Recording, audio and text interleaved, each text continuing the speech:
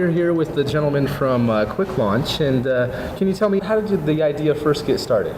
Well, I was hired at Livermore back in the 80s by a group called O Group to design magnetic launchers to put stuff in space.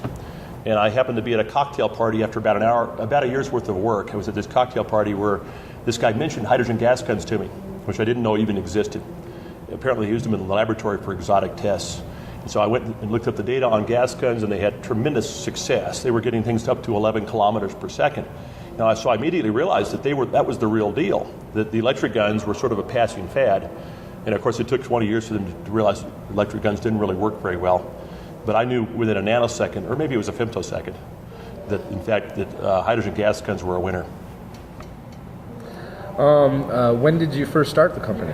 We started the company, QuickLaunch, I think it was in 2008. But what happened was I got wrapped around a solar project, and my compadres, the three founders, had other projects. So I didn't become president until 2 months ago. So now I would say we're out of the blocks as of August.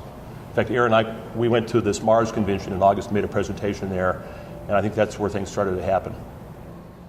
Now, what was it that first got the idea to do it aquatically?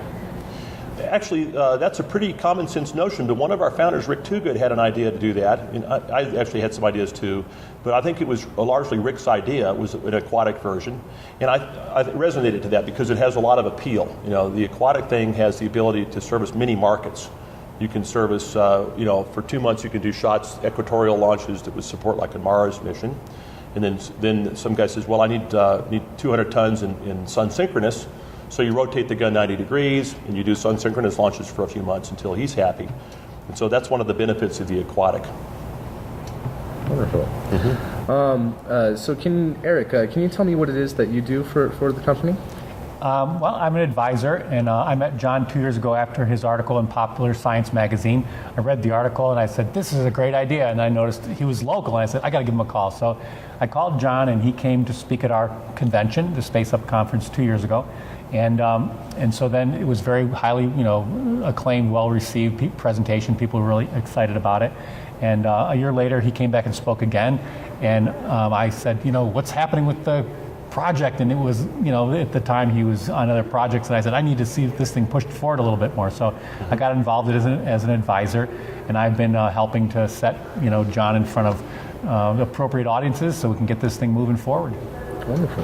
Now, what Eric provided was a shot of adrenaline, because we had the talent and the ideas, but you need to have someone who's a spark plug in these things. And as you know, in any team, there's always different role players. And I knew the physics backward and forward, but for various reasons, we needed someone like Eric to come in and jumpstart it. He put the old electrodes to it, and now it's moving right along. Now, we ran up with you, Moonandback was able to talk to you guys at the most recent Space Up conference, and we understand there's been a few new recent developments since then. Yeah. So what's new?